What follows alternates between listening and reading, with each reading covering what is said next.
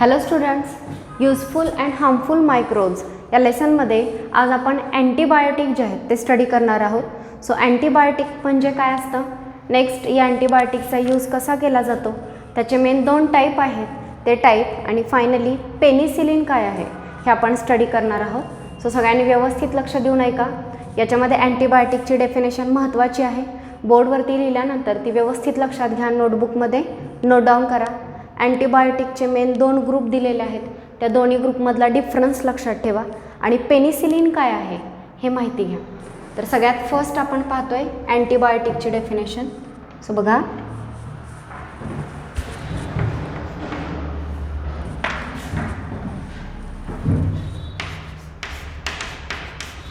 antibiotic. So antibiotics are carbon compound. Antibiotic जे आहेत ते कार्बन कंपाऊंड आहेत जे आपल्याला काही बॅक्टेरिया आणि फंजायच्या स्पेसीसपासून मिळतात. मुलांना मुद्दा नीट क्लिअर करा. काही बॅक्टेरिया आणि फंजायच्या स्पेसीज, सगळे बॅक्टेरिया अँटीबायोटिक तयार करत नाहीत किंवा सगळे फंजायसुद्धा अँटीबायोटिक तयार करत नाहीत.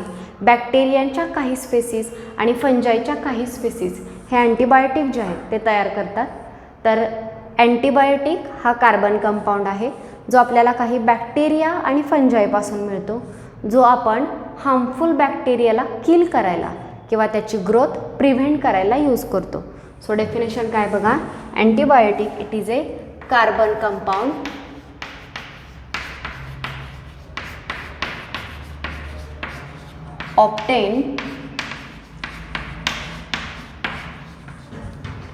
obtained from some bacteria and fungi and used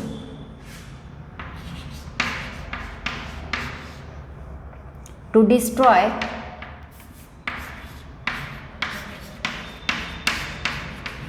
or prevent the growth of harmful microorganism.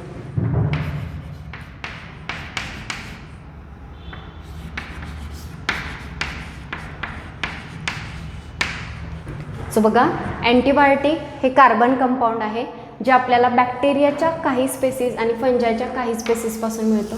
So first लक्षात ठेवा, अँटीबायोटिक काय आहे, कार्बन कंपाऊंड. कोणापासून मिळतो आपल्याला, काही बॅक्टेरिया आणि फंजायपासून मिळतो. तर बॅक्टेरिया आणि फंजायपासून मिळतो आहे आणि तो बॅक्टेरियांना किल करण्यासाठीच यूज केला जातो. So it is obtained from some species of bacteria and fungi and it is used to destroy और प्रिव्हेंट. दोन्ही शब्द नीट लक्षात घ्या. कधी कधी अँटीबायोटिक पॅथोजनला, हार्मफुल बॅक्टेरियाला किल करतो आणि कधी कधी किल करत नाही, फक्त त्याची ग्रोथ जी आहे ती प्रिव्हेंट केली जाते. सो दोन्ही वेनी यूज केलं जाऊ शकतं, either to destroy or to prevent the growth of harmful micro organism. Such carbon compound is called antibiotic. I repeat, antibiotic are carbon compound. Antibiotics काय आहेत, कार्बन कंपाऊंड आहेत. कोणापासून मिळाले, from some bacteria and fungi, काही bacteria आणि फंजायपासून मिळाले. आणि यूज कशासाठी केला, and they are used to destroy और prevent the growth of harmful micro organism.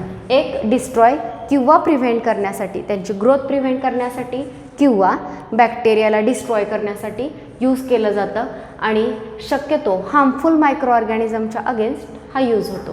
So ही डेफिनेशन आहे, सगळ्यांनी व्यवस्थित नोट डाऊन करा. Antibiotics are carbon compound which are obtained from some fungi and bacteria and they are used to destroy or to prevent the growth of harmful micro organism. It is called as antibiotic. Next, हे जे antibiotic आहे 20th सेंचुरीमध्ये डिस्कवर झालेले, 20th सेंचुरीमध्ये, आणि तिथपासून या अँटीबायोटिकच्या डिस्कवरीनंतर मेडिसिनच्या सायन्समध्ये बरीच development झाली आणि बरेच जे डिसिजेस आहेत, इवन ट्युबरक्युलोसिससारखे डिसिजेस जे आहेत ते इरॅडिकेट करता आले. सो 20th सेंचुरीमध्ये अँटीबायोटिक डिस्कवर झालेले आहेत, हे नीट लक्षात घ्या. त्यानंतर नेक्स्ट जे दिलेलं आहे ते अँटीबायोटिक कोणाला किल करू शकतं. Antibiotic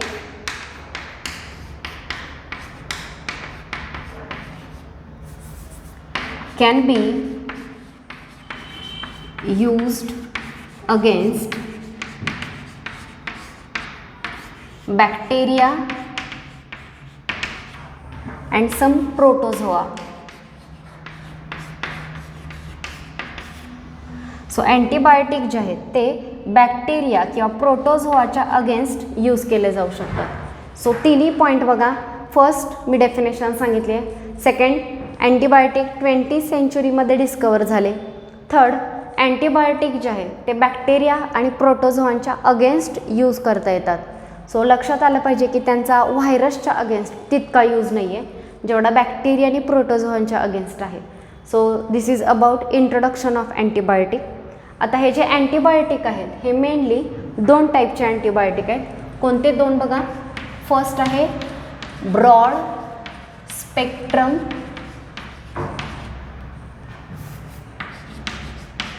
spectrum antibiotic.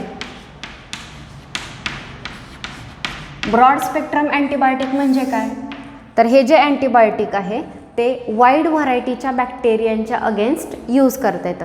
Wide variety म्हणजे वेगवेगळ्या प्रकारचे बॅक्टेरिया एकाच अँटीबायोटिकने किल होतात. जसं स्ट्रेप्टोकोकाय, स्टॅफिलोकोकाय, क्लोस्ट्रिडिया असे वेगवेगळे प्रकार आहेत. पण ते वेगवेगळ्या प्रकारचे बॅक्टेरिया जर एकाच अँटीबायोटिकने किल होत असतील तर त्या अँटीबायोटिकला ब्रॉड स्पेक्ट्रम अँटीबायोटिक असं म्हटलं जातं. So broad spectrum antibiotic it is used against wide variety of bacteria.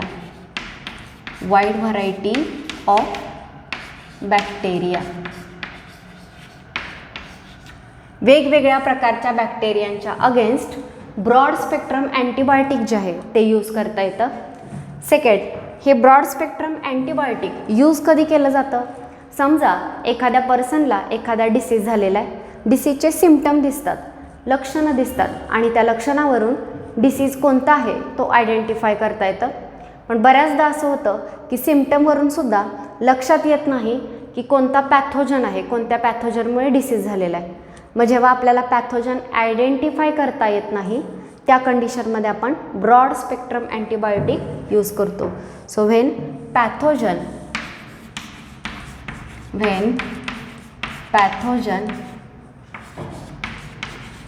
cannot be identified,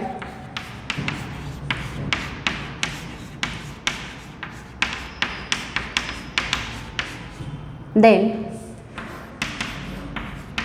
this broad spectrum antibiotic is used. So broad spectrum antibiotic म्हणजे काय, तर जे वाईड व्हरायटीच्या बॅक्टेरियांच्या अगेन्स्ट, वेगवेगळ्या प्रकारच्या बॅक्टेरियांच्या अगेन्स्ट यूज होतं त्याला म्हटलं जातं broad spectrum antibiotic.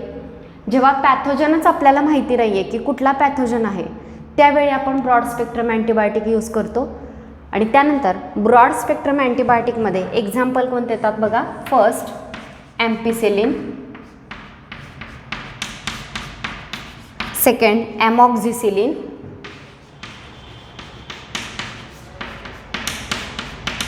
Next, tetracycline. Okay, तर हे जे अँटीबायोटिक आहेत हे ब्रॉड स्पेक्ट्रम अँटीबायोटिक आहेत. एम्पिसिलिन, ॲमॉक्झिसिलिन आणि टेट्रासायक्लिन. सो आपण आता इन्फॉर्मेशन बघितली ब्रॉड स्पेक्ट्रम अँटीबायोटिकची. असेच नॅरो स्पेक्ट्रम अँटीबायोटिक काय असतं हे आपण आता पाहणार आहोत. So next is narrow spectrum antibiotic. Narrow spectrum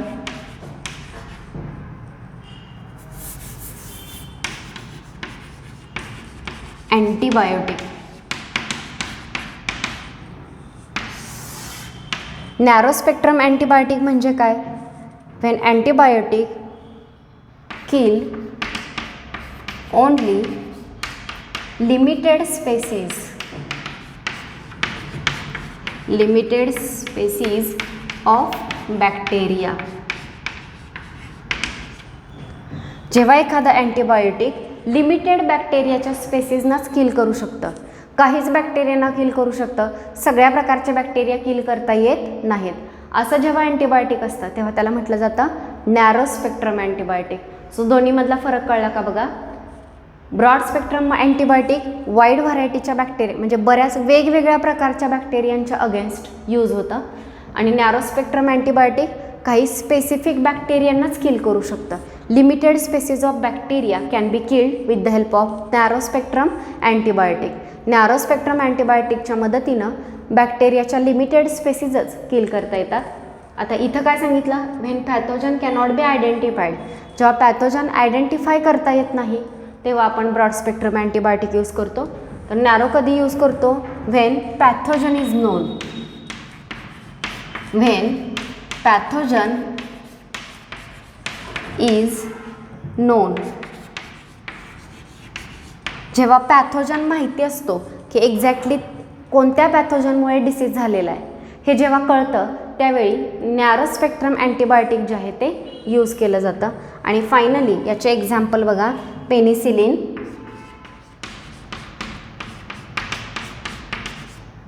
जेंटामायसिन, इरिथ्रोमायसिन.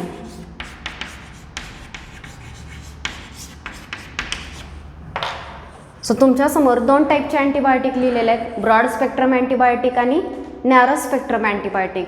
सगळ्यांच्या हे लक्षात आलं का बघा. Anti means against and biotic म्हणजे लिव्हिंग ऑर्गॅनिझमच्या अगेन्स्ट यूज केलेलं केमिकल, त्याला अँटीबायोटिक म्हणतोय आपण. मग अँटीबायोटिकचे किती प्रकार आहेत, दोन. Broad spectrum antibiotic, narrow spectrum antibiotic.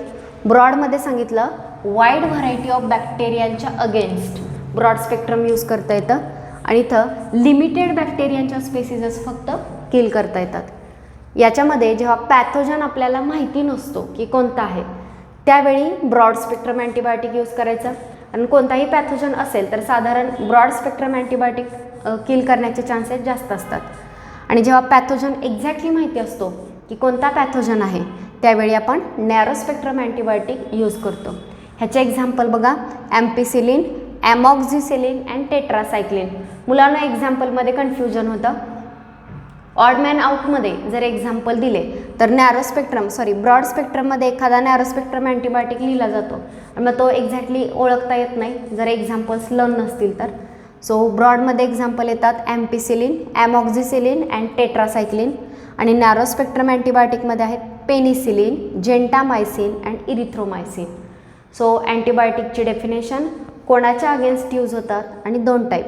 अँटीबायोटिकची definition काय आहे, antibiotic it is a carbon compound obtain from some bacteria and fungi and it is used to destroy or prevent the growth of harmful microorganism. It is called as antibiotic. कधी डिस्कवर झालेत antibiotic, 20th सेंचुरीमध्ये, आणि तिथपासून मेडिसिनच्या सायन्समध्ये खूप मोठा change झाला. Antibiotic जे आहेत ते दोन ऑर्गॅनिझमच्या अगेन्स्ट यूज होतं, एक बॅक्टेरिया आणि दोन प्रोटोझोआ यांच्या अगेन्स्ट ते जास्त इफेक्टिव्ह आहेत. आणि हे दोन्ही टाईप मी बोर्डवरती डिस्टिंग्विशिंग फॉर्ममध्ये लिहिलेले आहेत. इथं पहिलं मिनिंग दिलं आहे, ब्रॉड म्हणजे काय आणि नॅरो म्हणजे काय. इथं कधी यूज करायचं, पॅथोजन माहिती नसेल तर, पॅथोजन माहिती असेल तर, आणि ते एक्झाम्पल दोन्हीचे. सो याच वेनी नोटबुकमध्ये नोट डाऊन करा, तुमच्या अजून ते लक्षात येईल. त्यानंतर एक स्पेसिफिक अँटीबायोटिक पेनिसिलिन जे खूप मोठ्या प्रमाणावरती यूज झालं, तर ते अँटीबायोटिक काय आहे हे आपण नेक्स्ट स्टडी करतोय. So see penicillin.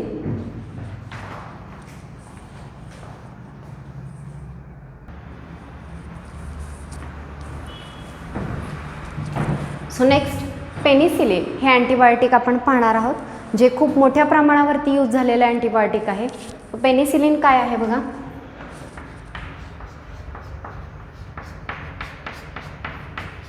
So penicillin, it is group of antibiotic. It is a group of antibiotic obtained from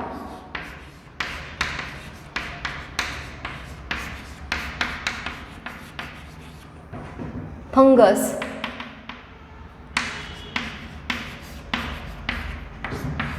Penicillium. So Penicillium नावाचे एक फंगस आहे आणि या फंगसपासून वेगवेगळे अँटीबायोटिक जे आहेत ते मिळवलेले आहेत आणि त्या अँटीबायोटिकच्या ग्रुपला पेनिसिलिन हे नेम दिलेलं आहे. पेनिसिलिन एक अँटीबायोटिक नाही, वेगवेगळ्या अँटीबायोटिकचा ग्रुप आहे आणि ते सगळे अँटीबायोटिक पेनिसिलियम या फंगसपासून मिळवलेले आहेत. तर आता हे जे पेनिसिलिन अँटीबायोटिक जे आहे ते कुठल्या बॅक्टेरियांच्या अगेन्स्ट यूज होऊ शकतं, तर त्याच्यामध्ये फर्स्ट स्टॅफिलोकोकस,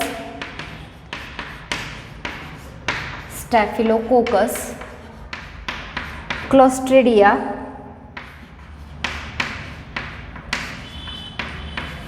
स्ट्रेप्टोकोकस,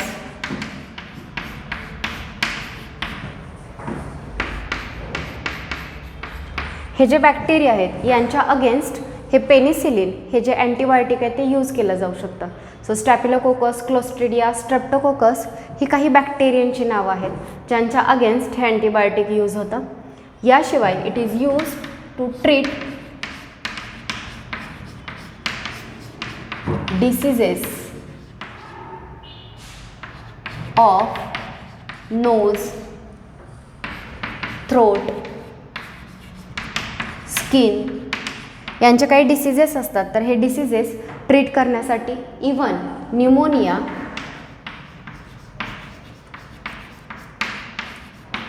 आणि स्कारलेट फीवर सारखे डिसीजेस हे सुद्धा ट्रीट करण्यासाठी अँटीबायोटिक यूज केलं जातं.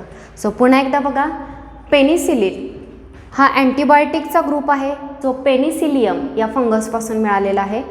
पेनिसिलिन हे अँटीबायोटिक स्टॅफिलोकोकस, क्लॉस्ट्रिडिया, स्ट्रेप्टोकोकस यासारख्या बॅक्टेरियांच्या अगेन्स्ट यूज होतं. याशिवाय हे पेनिसिलिन कुठले डिसीजेस ट्रीट करण्यासाठी यूज केलं जातं, तर नोज, थ्रोट, स्किन यांचे जे डिसीजेस आहेत ते, शिवाय न्यूमोनिया आणि स्कारलेट फीवरसारखे डिसीजेससुद्धा या पेनिसिलिनच्या मदतीनं ट्रीट केले जाऊ शकतात. So this is about penicillin antibiotic. लक्षात आलं का बघा, हे ग्रुप ऑफ अँटीबायोटिक हे लक्षात ठेवा. पेनिसिलियम हे फंगसचं नेम आहे, ह्या बॅक्टेरियांच्या अगेन्स्ट यूज होतं आणि हे डिसीजेस ट्रीट करण्यासाठी पेनिसिलिन हे अँटीबायोटिक यूज केलं जातं. यानंतर बुकमध्ये खाली प्रिकॉशन दिलेली आहे अँटीबायोटिक यूज करताना. त्यात फर्स्ट त्यांनी सांगितलेलं आहे की अँटीबायोटिक विदाऊट प्रिस्क्रिप्शन, डॉक्टरांनी प्रिस्क्राईब न करता अँटीबायोटिक ऑन युअर ओन तुम्ही मेडिसिनमधून परचेस करू नका आणि ते घेऊ नका. स्वतःचेच डिसीज स्वतः, म्हणजे कॉमन कोल्ड असेल, सर्दीसारखे जे आजार असतात ते ट्रीट करण्यासाठी आपण स्वतःहून एखादं मेडिसिन घेतो. तर शक्यतो अँटीबायोटिक जे आहेत, पेनकिलर हे बाकीचे थिंग्स वेगळे आहेत, पण अँटीबायोटिक जे आहेत ते डॉक्टरच्या प्रिस्क्रिप्शनशिवाय घ्यायचे नसतात. सेकंड थिंग, डॉक्टरच्या प्रिस्क्रिप्शनशिवाय किंवा डॉक्टरनी प्रिस्क्राईब केल्याशिवाय कोणतंही अँटीबायोटिक कोणताही डिसीज ट्रीट करण्यासाठी आपला आपण यूज करायचं नाही. सेकंड थिंग, जरी तुम्हाला अँटीबायोटिकचा कोर्स कंप्लीट होण्याआधीच बरं वाटायला लागलं तरीसुद्धा अँटीबायोटिकचा कोर्स कंप्लीट करायचा असतो. याशिवाय समजा एखाद्या अँटीबायोटिकनी तुम्हाला फायदा झालेला असेल, तुमचा आजार लवकर बरा झाला असेल, तर इतरांना तेच अँटीबायोटिक यूज करण्याचा सल्ला द्यायचा नाही. सो विदाऊट प्रिस्क्रिप्शन अँटीबायोटिक घ्यायचं नाही. सेकंड थिंग, तुम्हाला सांगितलं की आपले डिसीज आपले आपण ट्रीट करायला अँटीबायोटिक घ्यायचं नाही. कोर्स कंप्लीट करायचा असतो अँटीबायोटिकचा आणि आपल्याला युजफुल ठरलेलं अँटीबायोटिक इतरांना सजेस्ट करायचं नाही. कारण कोणता अँटीबायोटिक कुठल्या बॅक्टेरियांच्या अगेन्स्ट यूज करायचं हे डॉक्टर्स व्यवस्थित प्रिस्क्राईब किंवा कोणता पॅथोजन आहे हे ओळखल्याशिवाय कोणतंही अँटीबायोटिक यूज करून चालत नाही. जर सर्रास कोणतेही अँटीबायोटिक यूज केले गेले तर ते बॅक्टेरिया त्या अँटीबायोटिकला रेझिस्टंट होतात आणि कुठलंच अँटीबायोटिक आपल्या शरीरावरती चांगल्या पद्धतीनं काम करू शकत नाही. सो यासाठी अँटीबायोटिक आपला आपण यूज करायचे नाहीत. सो आजच्या लेक्चरमध्ये आपण अँटीबायोटिकची डेफिनेशन पाहिली. अँटीबायोटिकचे 2 group, broad spectrum, narrow spectrum बघितले. पेनिसिलिन हा ग्रुप आणि ते बुकमध्ये दिलेली कॉशन जी आहे अँटीबायोटिक यूज करतानाची, तर ती कॉशन फक्त एकदा रीड करा. फक्त एकच पॉईंट राहिलेला आहे, तो म्हणजे इंट्रोडक्शन टू सायंटिस्ट. अँटीबायोटिक डिस्कवर करणारे जे सायंटिस्ट आहेत त्यांच्याबद्दल इन्फॉर्मेशन दिलेली आहे. सगळ्यांनी तो बॉक्स जो आहे तो रीड करा. मी उद्याच्या लेक्चरला तो बॉक्स आपण डिस्कस करूया. आजच्या लेक्चरमध्ये आपण इथेच स्टॉप करतो आहे. थँक्यू.